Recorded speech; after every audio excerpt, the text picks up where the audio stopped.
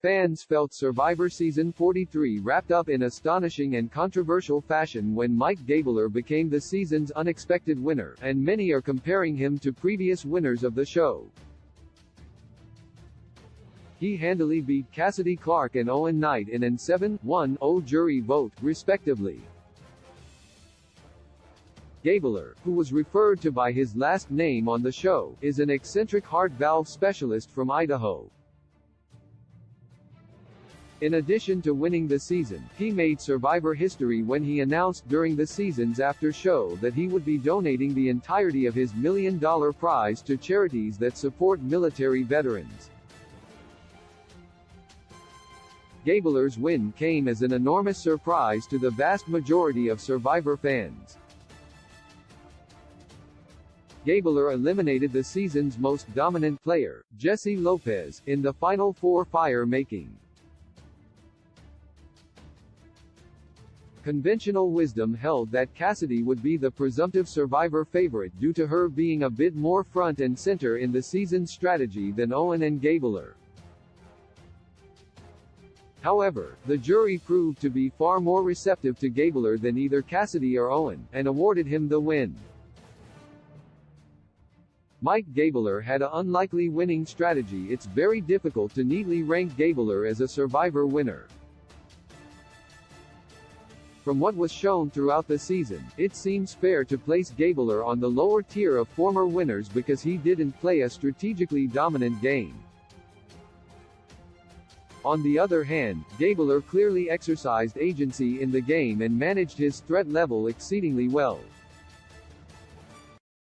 He also gave the jury the answers they needed to hear from him in order to get their votes for the $1 million.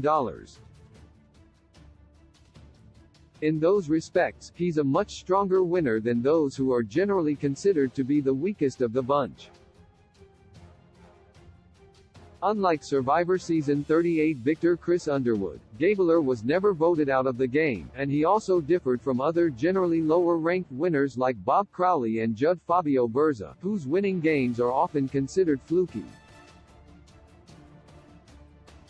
He would also not rank highly with the very strategic winning games by legendary soul survivors like Kim Spradlin-Wolf, Tony Blotches, or Todd Herzog. Gabler's Survivor 43 victory was shocking but earned based on the final tribal council. It seems clear that Gabler won on the merits of his social game. Although his pre-merge social game was shaky at best, his close post-merge bonds with the most influential players in the game like Jesse, Carla Cruz Godoy, and Cody Ossenmacher paid off for Gabler. They became the final three members of the jury and likely had a major impact on the jury's attitudes coming into Final Tribal. In that regard, it could be argued that Gabler belongs alongside strong social winners like Michelle Fitzgerald and Natalie White in winner rankings.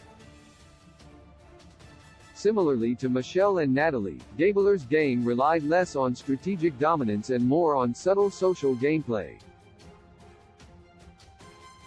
That would make him in the lower tier of winners in terms of the overall strategic control and influence he asserted in the game.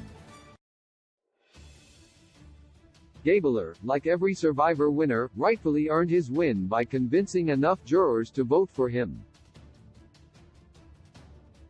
However, his victory will likely remain a major point of controversy in the Survivor fan community. Some of his strategy was seeded throughout his season, like his decision to lie low as the Gabler and subtly influence his competitors. Gabler was not depicted as a serious contender for the majority of the game, leading to his victory being particularly unsatisfying to a large swath of the audience. Many were still rooting for Jesse or Cassidy to pull out the win by the end of the season.